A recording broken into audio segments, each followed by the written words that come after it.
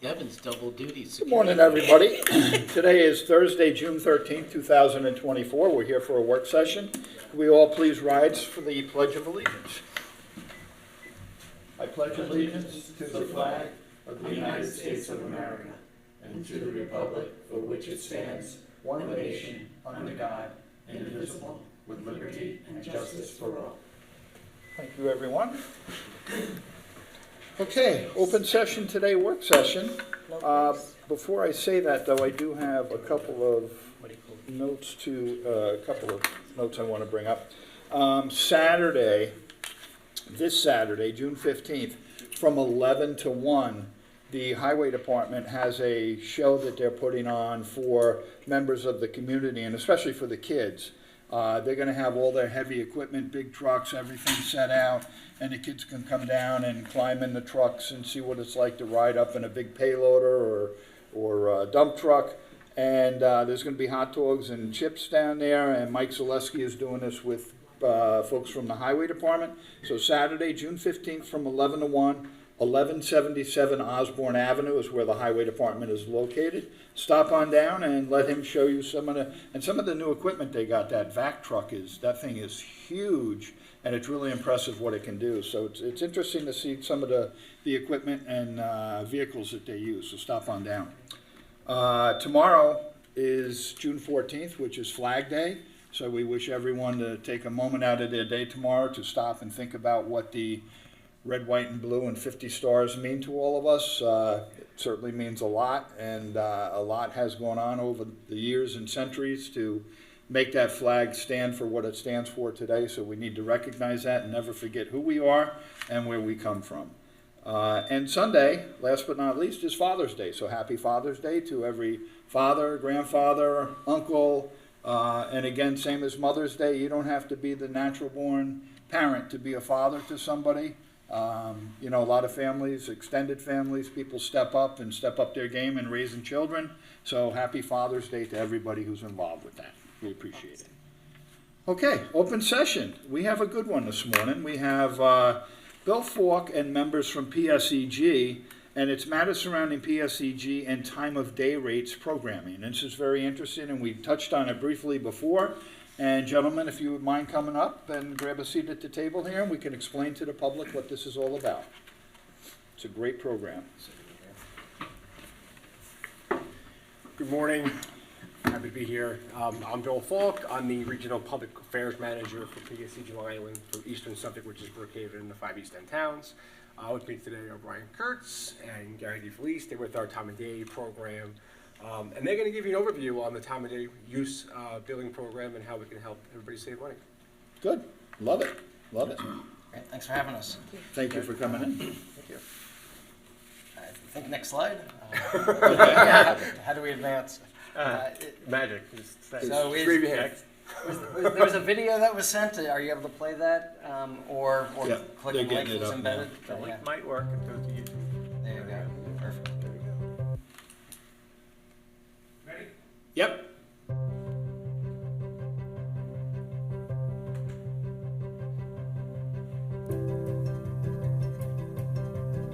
It may not look like it, but these people are saving money. They're on the new PSEG Long Island time of day rates and do chores that require a lot of electricity at just the right parts of day to time their savings. Running your dishwasher, charging your electric vehicle, doing laundry, and running your pool pump during off-peak hours can save you money with our 20-hour energy deal. These lower off-peak rates can be enjoyed all weekend long. You can even program your thermostat to work less during peak hours. Let's break it down so you can time your savings. Peak hours are when electricity demand is highest, leading to higher energy prices.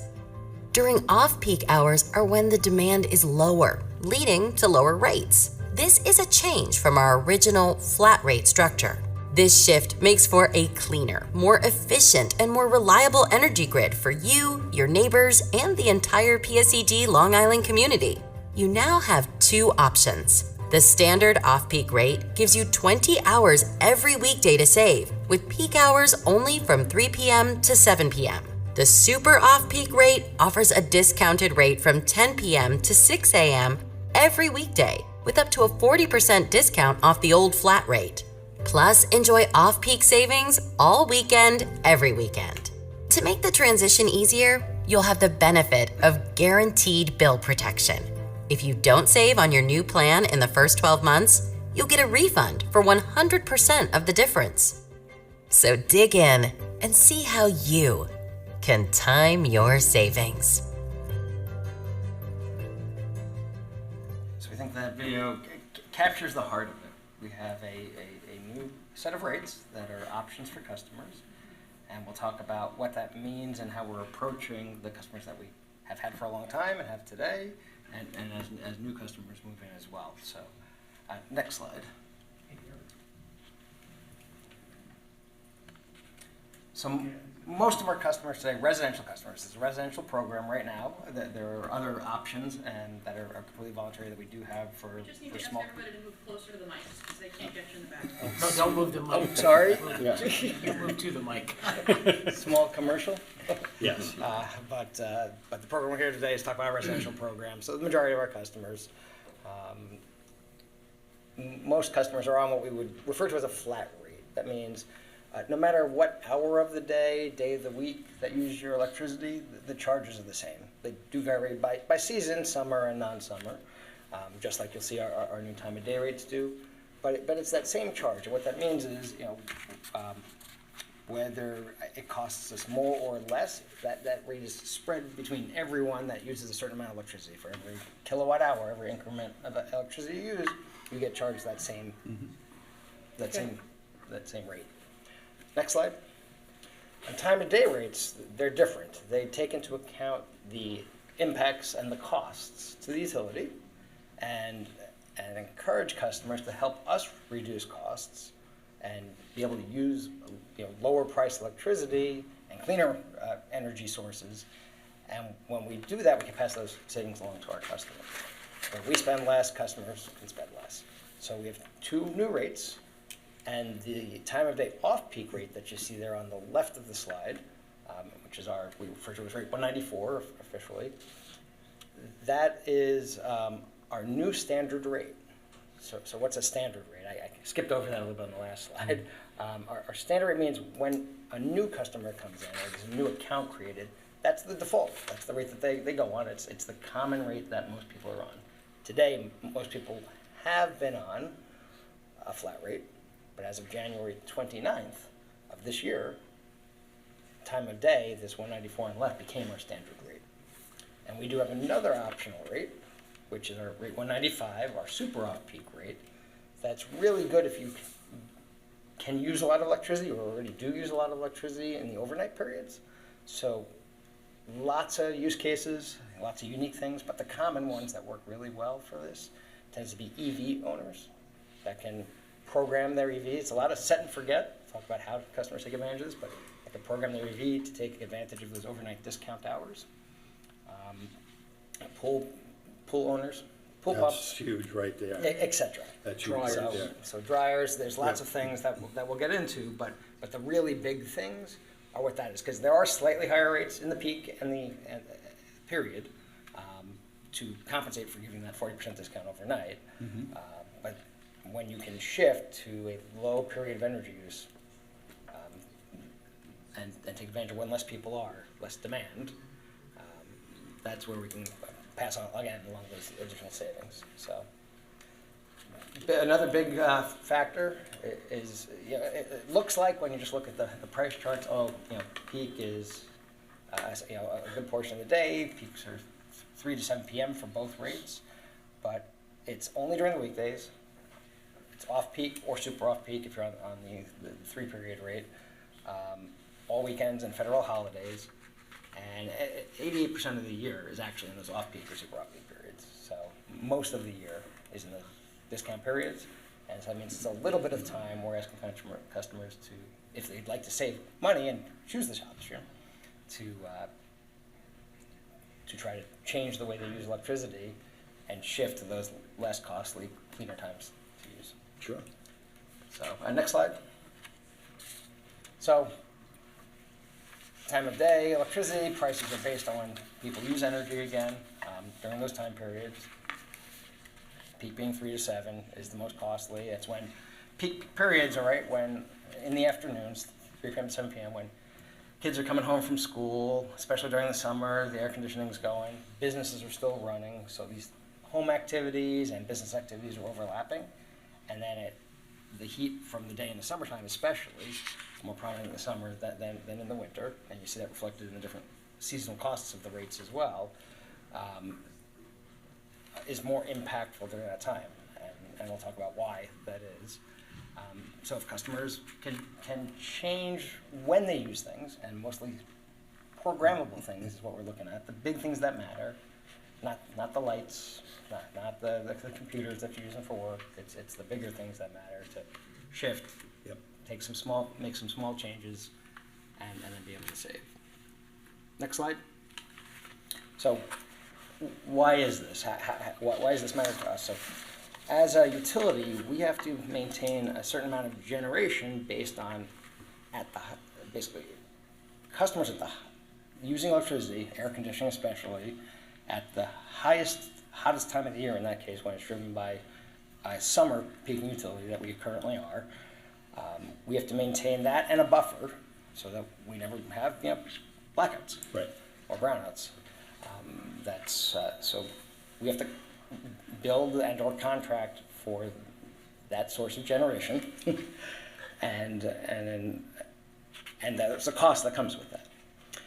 And we have generators that run all the time, and they're more efficient, they're more cost efficient, they're more fuel efficient, and they emit there's fewer emissions that come from them. During those peak periods, there's additional sources of generation, peaker power plants, they have to fire up during those high demand times that are dirtier, they use fuel oil, and they're more costly to run, and they're more costly to maintain.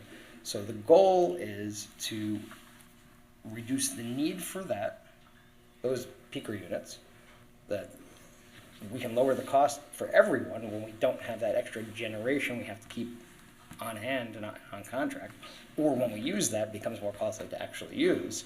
So that's how these savings occur. And then we can also, over time, be replacing that with more renewable energy sources, and that's solar, wind, battery storage especially, can take the place of some of those peaker plants as well. So that's overall, the goals are to save the costs of the utility and then pass those savings along to our customers. And this is all doable because of the digital meters that are on everybody's house today, correct? I mean, years ago, you couldn't do that with the old style meter. So yeah, when we filed our Utility of the Future plan in 2018 and then had our 3-year deployment of those smart meters, already in that original plan was the first set of time of use rates. That we had a few years of pilot rates. We had 4 different rates at that time that we were trying out for our customers. And that was what we call an AMI-enabled capability.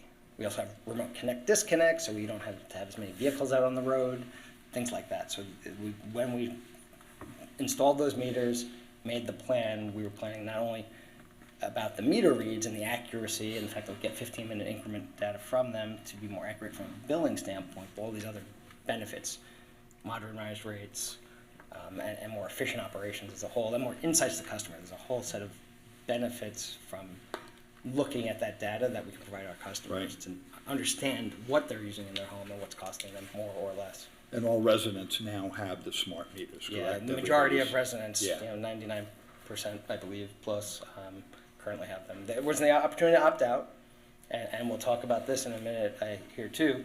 This isn't a mandatory program. We're going to be migrating our customers over to this new rate. But they do have the option to maintain a flat rate if they Well, for some people, it may not work Right. with the other way. And I would say give it a try and see how it is, because if you can save money, save money. And one thing I got to mention, Bill, you mentioned this to me when we met a couple of months ago. And PSEG, and people probably going to laugh at this statement, but PSEG is not really in the business of trying to make money off of people.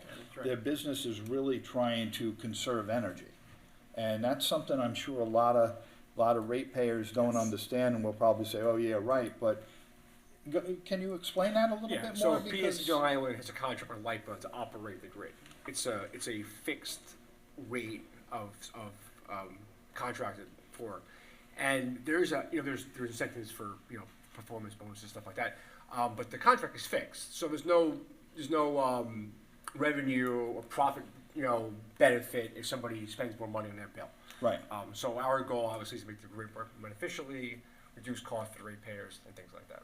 Well, because it reduces costs for you also. Absolutely. And then you pass that on to the ratepayers, so Exactly. that's a good thing to know. Good thing to know. Appreciate that, for sure, especially in my house. Next slide. So how can customers do this? They can choose their best rate based on their lifestyle, and then it's a lot of those set and forget things. So it is charging those EVs overnight, programming your pool pump to run overnight, and it doesn't mean you can't run it during the day. And if you're only on the 2-period rate, that peak off-peak rate, which has the peak from 3 to 7, and all your hours are off-peak, you can run it outside of that period. Right. And even if you wanted to run for an hour during that, if you happen to be in the pool, you can flip it on for that hour that you're in the pool. Not a big deal. And then again, weekends and holidays are all at the off-peak and super off-peak rates. So that's a really good one. The other big concept is pre-cooling. As you kind of said, you were running it overnight, jokingly, maybe a little bit.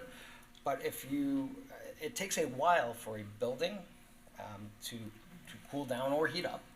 So what customers can do is they can lower the air conditioning temperature for the few hours before by 3 or 4 degrees, so that they're not uncomfortably cold, but maybe a little cooler than they would have normally done, maybe because they were bill conscious. And then during the peak, they raise that temperature during the summer, those 3 degrees or 4 degrees, and the building will be pre-cooled. It will be cooler than it would normally, and during those later afternoon hours, it will just slowly rise to what your normal setting is, and then maybe a hair beyond it, depending upon how much pre-cooling you did and otherwise. So it's a really central air conditioning especially, but even room air conditioning is a really big part of the cost during the summer and an overall annual bill. And then there's lots of specialty cases that the customers have as well. Well, with the new appliances and stuff, everything with the electronics involved, you can work them from your phone, some of these things. So you can set your dishwasher, your dryer, your washing machine to come on at certain times, and that's where this would really save them the money. And it's the same thing that you're just describing. It's you don't change what you're doing when you're doing it, it's just how you program it to go on. Right. So you plug in your EV when you come home. You don't have to wait till 10 o'clock at night to take advantage of that super off-peak period.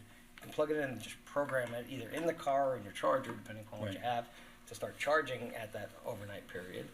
And dishwashers, dryers, they have a delay function that's usually 2, 3, 4 hours. So you can load it even, get it all ready to go, press the delay function, have it come on in the off-peak hours. That's what Now I know when my dryer has Wi-Fi because I had no idea. There you go. And then you can probably have an app and program it as refrigerator, well. why? It's amazing. It's a great program. This really is. And next slide. Gary's now going to talk to you a little bit about the rest of the program details. Yep. So not all customers are eligible for time of day. So we talked about it's a residential only program, right? So business customers are not yet eligible for a time of day program, I don't think, right? For small business, small and medium business, there are 2 optional time of use rates that were also piloted. They're still in effect, so there are some options for What those defines a customers. small business, just for small businesses? Is the amount of money their income, or how does? It's the combination, and this is not my area of expertise, but it's basically a combination of how much they use and their demand, how much they're using at any one given point. So depending upon those thresholds, you'll wind up in a certain rate class. So there's, I think, 3 main, there may be some specialties as well there, but there's 3 main commercial rates. And the smallest one, which is the most common, our rate 280, is akin to a residential customer. It's designed for that business class, but there's no demand to charge. When you get to 281, which is that medium, actually it's technically large business, but not the larger business, that starts to have demand charges, and they're just structured differently between that 281 and the 285, which is probably the larger businesses we have. And many of those 285 customers, the larger businesses, are with our managed accounts program as well. Yeah. good summary, thank you. I don't know the business side as well, so that was good. And you talked about the smart meters before, right? So they have to have a smart meter in order for this to work for them. And as Brian pointed out before, the majority of our customers have the smart meters, so they're covered there. And then there's some special programs that we have, Green Choice, Long Island Choice, stuff like that. Those customers are not going to be eligible for time of day, and I don't know that that would change at any point, but as of right now, they would not be eligible. Next slide. If you guys could just speak up just a little bit, they're Sure. having a problem Thank hearing you. Maybe I'll get closer to the mic too. Next slide. Thanks. So we've touched on this before, or at least it was in the video, but we're offering bill protection. It's guaranteed bill protection. It's probably one of the best parts of this program, as you said. There's really no loss for a customer to try it. What we're doing is we're running at the same time as we're generating your time of day usage. We're also generating what your bill would look like if you're on the flat rate still. You can actually, after 12 months, if you would have saved money by staying on the flat rate, we'll actually give a refund on the next bill. That's a refund on the bill. If you're in the middle of the program and you realize, you're 6 months in and you're losing, you can actually opt out of the program, or call it revert, and you'll actually get a credit back as well at that point. So if you feel like you're just not going to be able to change your habits or things of that nature, we'll be able to offer the bill protection on that as well. When you move out of your location, if you were better, like if it was within the 12 months, you were better off on the flat rate, you would get the credit back when you moved out as well. So just before you go forward, so do you need to be enrolled for a full year before you actually see the difference? Is that just explain on number 2? Like, in other words, am I immediately picking up my bill next month and saying, hey, I've been doing everything from 10 p.m., or is it like you got to do the 12 months? No, you can see it after the first month, absolutely. Yeah. Yeah, so you enroll and then you start switching immediate. habits, Well, immediately you'll see the savings. Not on you. So, yeah, Well, explain the second. let me explain it. Clarify that. in All right, detail, good. exactly. So yes, if you're being successful and you're using our lower cost off-peak and super off-peak times, where you would have been paying more on a flat rate, you're going to see those bill savings immediately.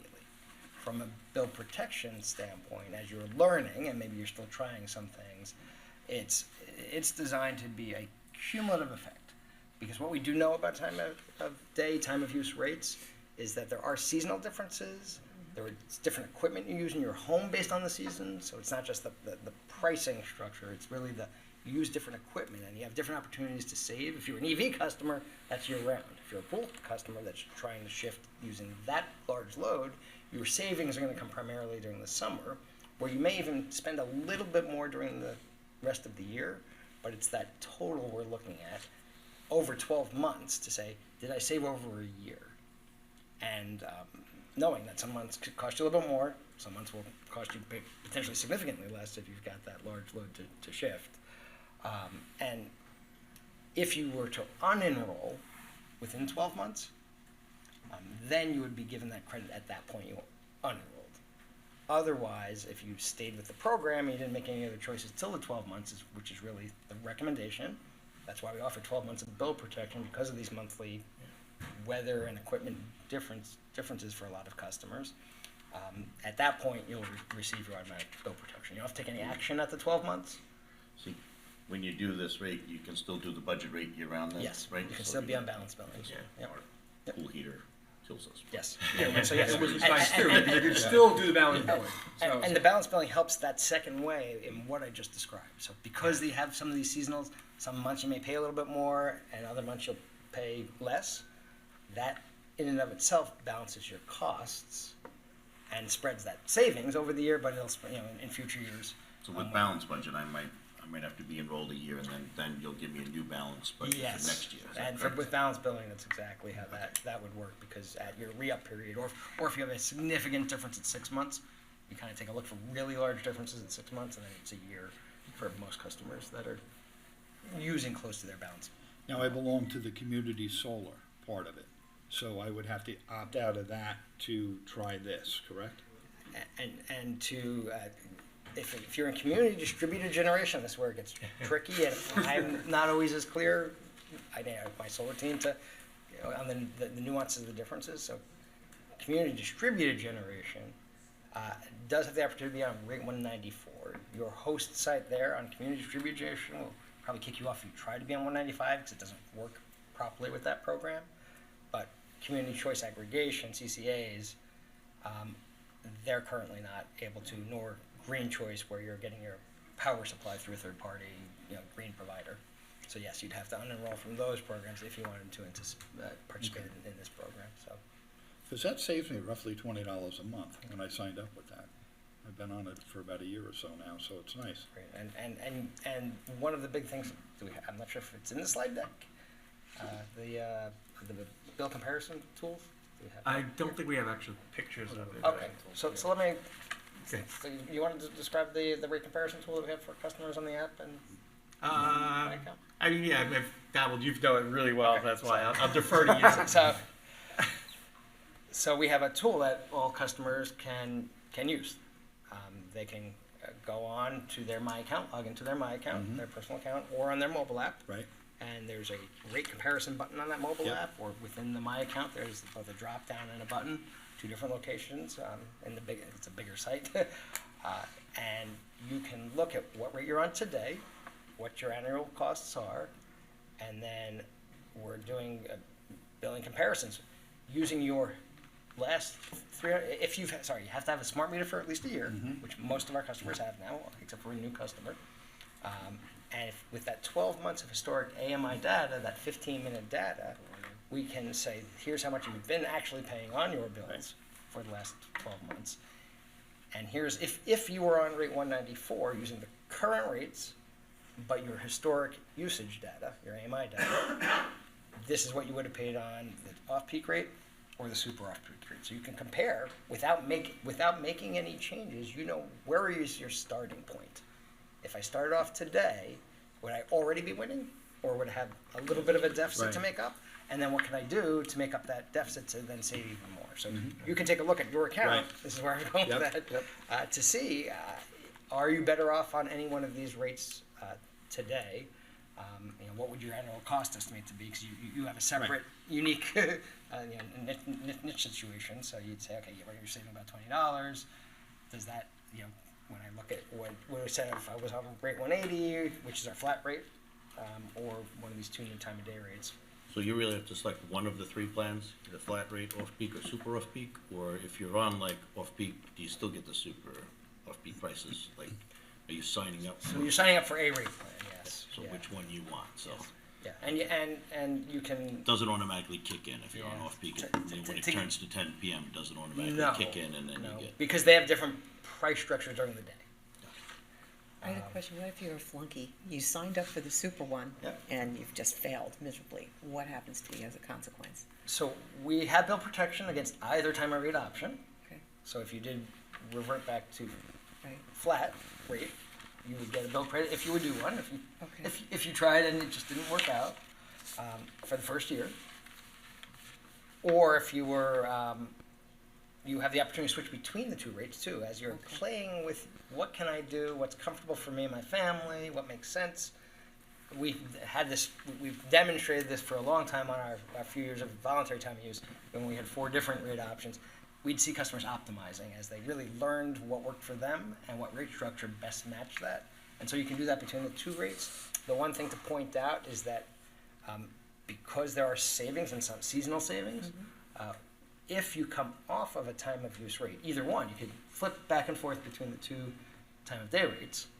But if you came off of that and went back to a flat rate, you can't rejoin a time of use rate That's or what I time of day wanted to rate for 12 months. All right. So Because a savvy customer could game the system. They could Right. come on and off when it works for them. come on. I figured there had to be For something the rest of our like that. customers, Go the rest of the our other way. customers would be That's why I was paying asking. for those customers, Right. pure discounts, or their high You cost got when they it. weren't. Yeah. So when you go into the app, it actually Oh, yeah. will tell you what the best plan is.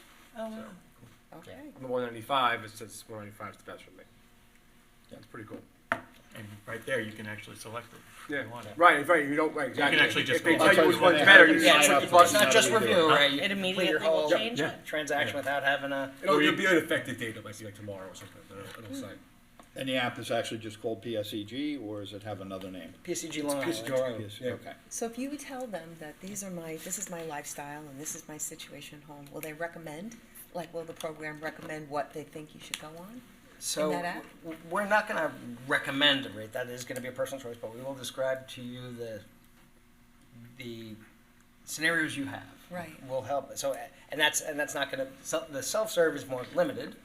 It'll walk you through a few steps to explore and then confirm what rate you might want to be on. Mm-hmm. We have a really robust public website. So our website has a time of day page that has information about the program as a whole, about the individual rates, lots of tips. There's articles on there, and there's a few more informational videos now that just got posted actually on the really good things to shift and save and things not to worry about. I was just curious if it gave you a suggestion as to what fits But your when lifestyle. when you call the call center, if you're in and I would say really if you have a more unique situation, you can tell, I use electricity different, I have different equipment than, most of the people I know. I'll They give can you a help you scenario, troubleshoot things. just so Yeah. to make it simpler. I have an electric stove, Yes, so I'm going to be in peak anytime I want to cook Yes. dinner. don't worry about your electricity. So, all right. Or if I have people in the house during the day. So electricity is going to be, the air conditioner is going to be on during the day, no matter what. So raising it and lowering it, it needs to be a certain temperature for people in the house Right. during the day. And Right, and the app, when you go into the app, right, it recommends a plan based on your current usage. Yes. Right? That's Your how it current works. usage, your behaviors, so how you're using the system today. So if you want to know That's what exactly I- how, based okay. on how you, if you Without didn't changing. change anything, there are some customers that are what we call structural winners, technically. They're going to save because they're already doing things that benefit the grid. Yes. Right. And lower the cost for all customers, right? So they're already using electricity in a way that's good for everyone. And therefore, they can get those discounts immediately without changing anything. But in your case, I would recommend pre-cooling and then raising that temperature just a few degrees. And that's why it's not shut off your air conditioners. It's not change your air conditioner by 10 degrees. It's 2 to 3, 4 degrees, depending upon what your situation is. And for each degree, you'll save a little bit. And if more degrees you pre-cool, or especially raise that temperature during those hot periods, or it just changes the opposite during the winter, right? You're gonna. Does PSEG still do like individual energy audits? I know that at one point in time they used to come to the house, or you Yes. could call them and say, hey, look, what can I do to make my house more efficient? And Yeah, that's a good thing our to home do, comfort because program is still available. going to if you switch over to LEDs, it's incredible how much you can save on your electric bill just going with LEDs. Yeah, LEDs are a huge source, and weather sealing. If your home is drafty, it makes a big difference to seal those cracks, and these professionals Yep. can help you detect whether or not you do have a leaky home, if Yep. you will, and can benefit from that additional sealing and insulation, and it becomes a much more efficient unit. It's not necessarily a ghost in your house when the curtains are moving back and forth on a windy night, so you need to tighten those things up What's for going on at sure. your place? Should you take on commercial accounts in the future, could you please tell the supervisor that he should not make town hall hours from 10 p.m. to 6 a.m.? That's a great idea. We could do the board meetings at about 4 in the morning. We could save on See electricity. it coming. The press wouldn't be here to report on our misdoings, and it'd all be good for us. I like Well, that. worst case, they have to end by 3 o'clock. Yeah, yeah. That's it. Everybody has to go home Yeah. at 3. So, 7 to 3 instead of whatever, 9 to 5. I like that. Good thought, Mr. Rothwell. I think there's another slide or two. If you wanna, but we can skip this one. I think we covered Yeah, I that. kind of covered it. And then customers that are eligible for time of day, it's kind of like the flip of before, but if you do have life support equipment, we're not excluding you from being included in the program. A lot of the heat rates, if you want to switch over from a heat rate, you're eligible to as well. We had the voluntary time of use rates before, kind of trial stuff that we were doing before, so those customers are also eligible. And household assistant rate customers as well. I think the thing to note with these customers is we're doing the migrations as we talked about. These customers, I believe all of them will not be part of our migrations, which have started actually this month. So you can go to the next slide. So we started auto migrations. We started about a weekend at this point, maybe a touch more, where we're migrating our first group of customers. First group is just under 31,000 customers. It's got a nice mix. We have some EV customers, we have solar customers in there, just regular general use customers. And we're communicating a lot with the customers to let them know. So we're sending out 90-day, 60-day, 30-day communications before they migrate, so they know they're coming. There's information in the communications, so they can get to our websites. If they choose, they don't want to even try the rate, we actually have like QR codes on there. They can actually scan the code and opt out, or they can even mail in a postcard to our office, and we'll take them out of the migration. So it's been very successful. I think we're probably about like 98% of the customers that were targeted for migration were did not opt out. I think it's only like 2% that maybe opted out before we started the migration. So we have our first mass migration going now. We're going to cool off over the next 6 months until January, see how the program went, feedback from customers. We'll be sending out post communications to customers, how you can improve, what you can do. We have different home energy reports that are going to go out to our customers as well and show them this is what you're using in this window of usage for, this is your peak, this is your off-peak, your super off-peak. Maybe you could move some tips on there as well. We have a whole website with all sorts of specific tips to each customer, so it should help them guide and see what they need to do. And then over the course of the next year, we plan on migrating pretty much the rest of our customer base over the year of 2025. Yeah, and 2026. Yeah, less than seeping over, right? So. And if we have residents that aren't actually iPhone savvy or computer savy, they can call. They can always call. They can be walked through these steps with somebody at the help center. Absolutely. Okay. I just want to make sure people understand. I know this is not what you're doing, but I know in some parts of the country they have programs. People opt into these energy saving programs, and once they use their allotted electricity, they don't get any more. Like they can't raise their heat or their AC at different times of the year. And I know that's not what you're doing, correct? Yeah, this is I just want to make sure people realize that's not what you're doing. Yeah, this is not a fixed bill. Right. That is contained, just like the old cell phone plans, Right. where you got cut off Right. after a certain number of minutes. I know in Colorado that's this is happened just to people. differential pricing. So Yep. when you take advantage of those lower costs times, Right. But listen, if we use less electricity, we have a lot of, as you mentioned, the weatherization programs are energy efficiency programs. That saves all hours of the day, which will also benefit on the time of use rate, but that's lowering your bill as a whole for things like weatherization, LED lights, more efficient stoves, and moving to heat pumps from oil. We have the advanced technologies really come far in the last few years on heat pumps. So they're cold weather heat pumps that are now geothermal. There's lots and lots of energy efficiency opportunities to be more efficient with your total energy costs, and shift from natural fuels that may cost more, like oil, to electricity, And reducing the then carbon reduce the amount of emissions. electricity you're using as a whole. So. Yeah. Next slide, I think this just kind of shows some of the communications, just at high level, kind of what I was talking about with, being able to self-service yourself if you want, if you have the ability, you always call it, that kind of stuff. So. Yeah, and if it wasn't clear, we're sending in those 90, 30, 60, and post communications, both mailed items, so all customers, whether or not they've established a My account or left an email with us, they'll get it. And those that we have email for, we're doing that digital outreach with the easy one-click, no login required solutions as well. So.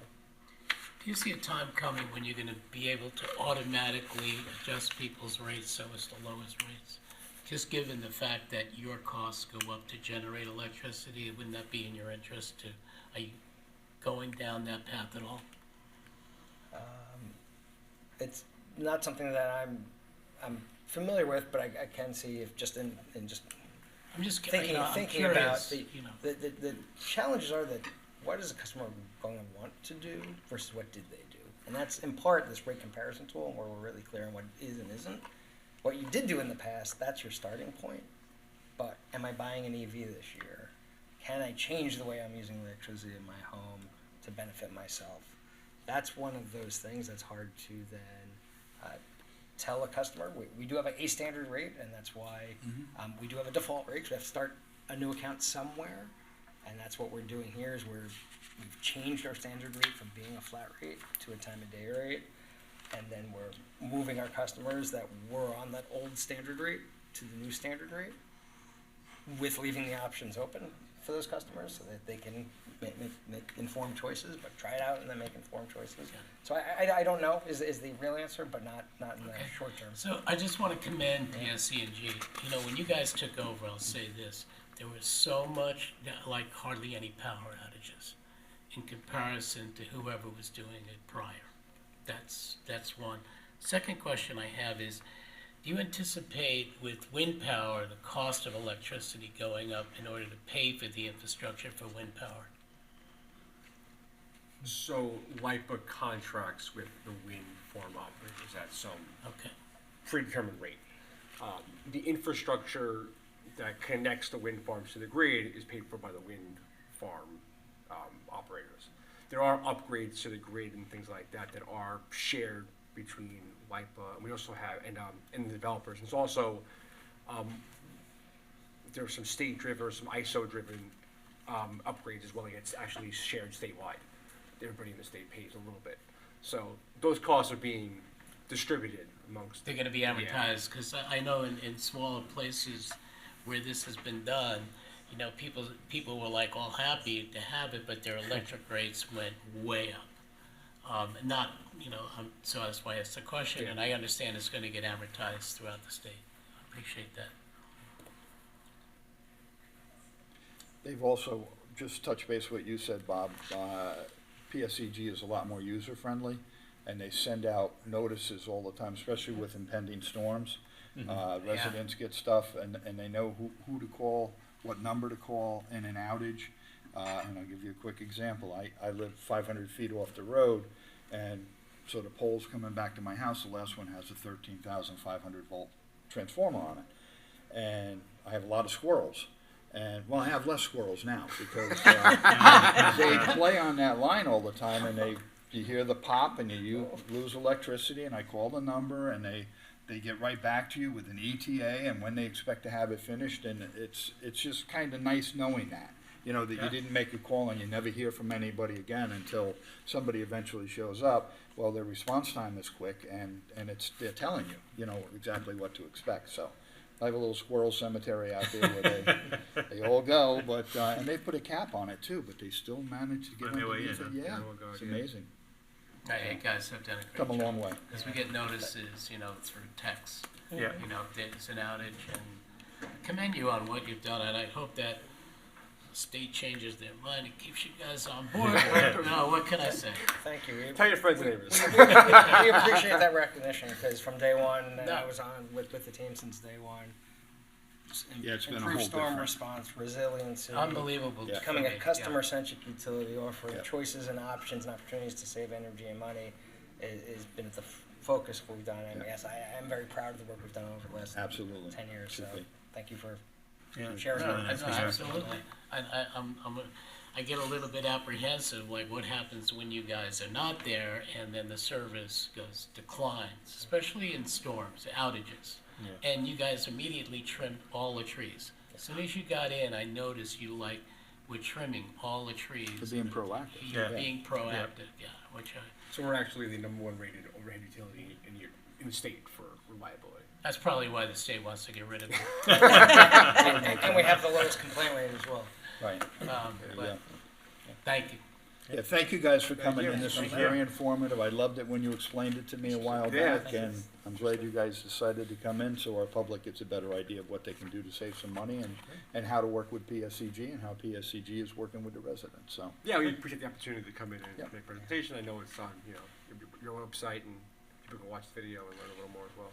yeah. Good. Excellent. Thank you so much. Thank you so much, Thank Shane. you. Happy Father's Day to anybody. Yes. Cats, grandpas?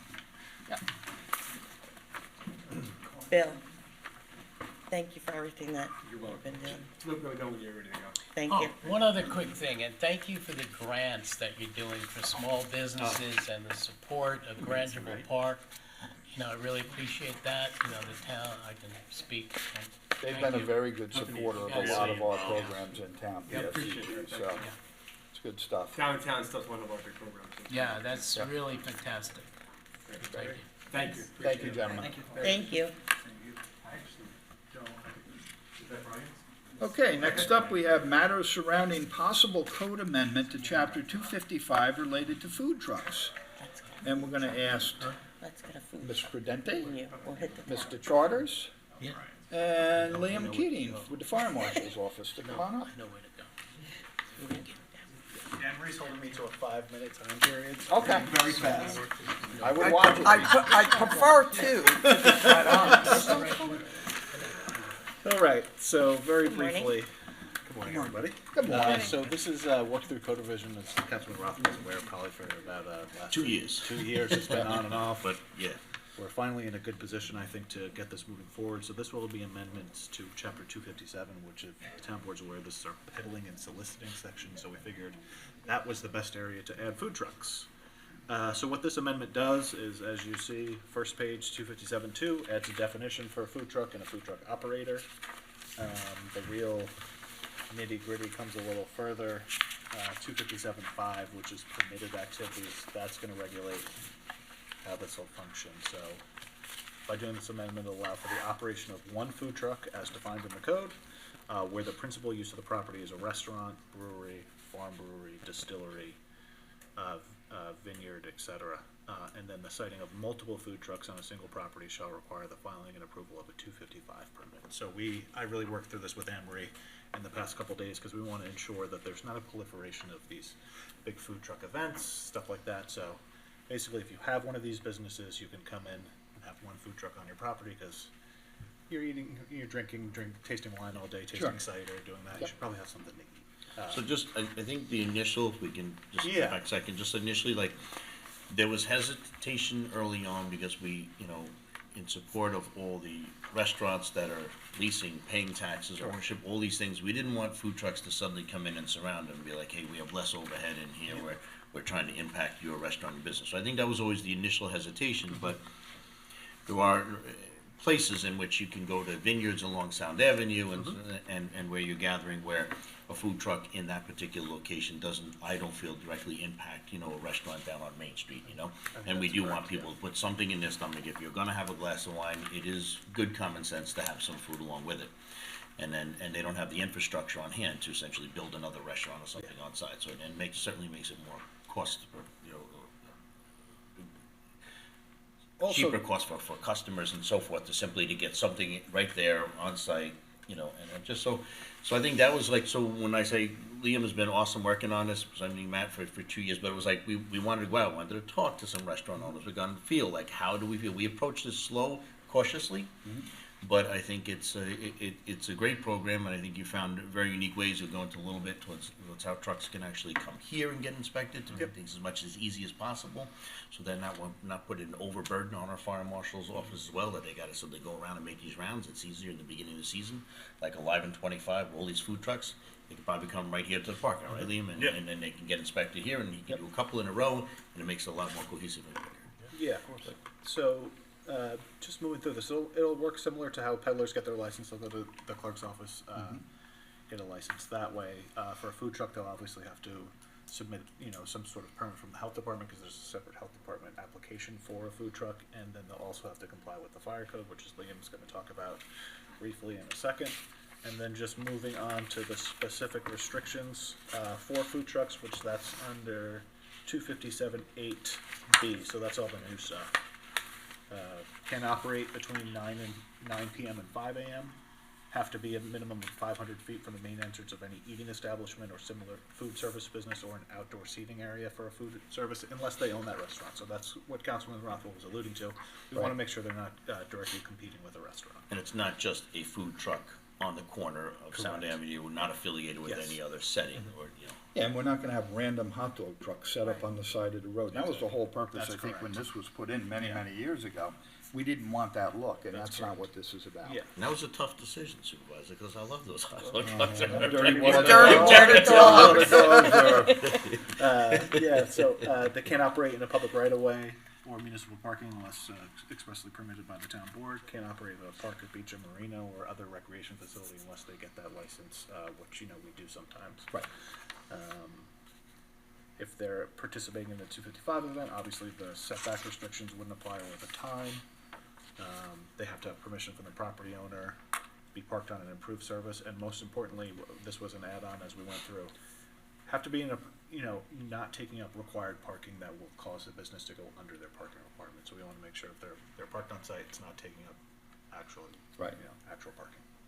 And you said the time is from 9 to 5? Is that? That they can't, they can't operate between 9 p.m. and 5 a.m. Okay, sorry.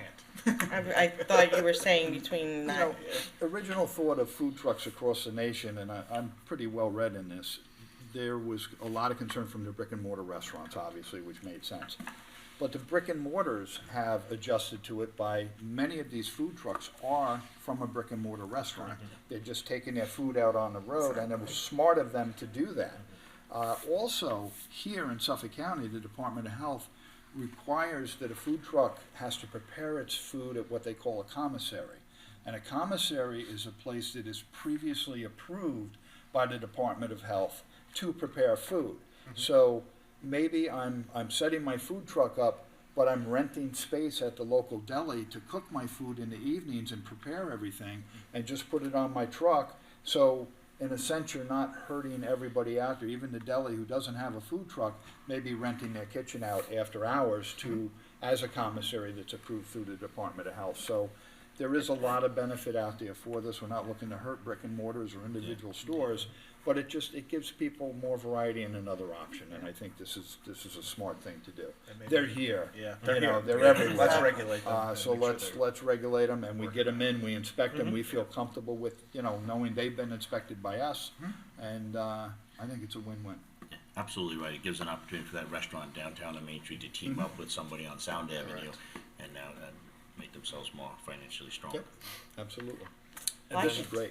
I'm glad this finally came to fruition. And then on our end, obviously to go with the zoning code, we're doing an amendment to add chapter 23168, which requires the permitting process, which we've built. A couple of towns, Brookhaven, Smithtown, they've also kind of created their own program, so we're kind of modeling it between them, Nassau County. And doing a permitting process, we defined kind of what the mobile food preparation vehicle in the state fire code is, what it's called, and that's how it relates to food trucks. And then, we've kind of come up with we're still in the works of creating a permitting process specifically, but like Councilman Rothwell said, that we're going to do a specific day where they can come off-peak hours when they're not at an event, come and get a full inspection with all their paperwork. We'll build a file for them, and every year it will get a little bit easier for them, and then we'll issue them a permit. And then that will create less of a draw in the fire marshal's office for cursory inspections that are live on 25, so we're not going through every little piece of equipment they have. It's a quick inspection. Oh, you got your fire extinguishers? Great job. Here's your sticker. Yep. Have a great event. And so Good. it makes it a little bit easier on us. Yeah, So absolutely.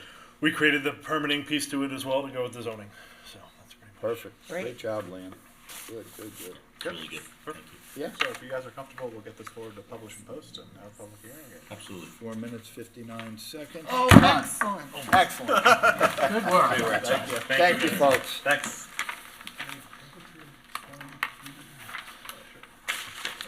Okay, that completes our open session. We're going to now move on to our resolutions. And Ms. Devon, if you wouldn't mind coming up and reading off the resolutions. You ready to go? You ready? Hit it, Deb. Okay. Okay, let's do it.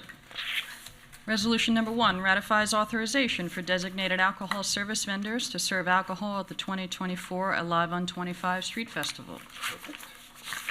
Number 2 rejects bids for residential solid waste collection and disposal service and authorizes the town clerk to publish and post notice to bidders for rebid for residential solid waste collection and disposal service. Just in a nutshell, after we got the bids in, we realized we wanted to try a little bit different way for this. Right. And in order to do that, we had to go out to rebid. So that's what this is about. And the new bid specs will be on the website as of June 27th for folks out there who may be interested. Perfect. Number 3 ratifies award of bid for street light and traffic signal repair parts.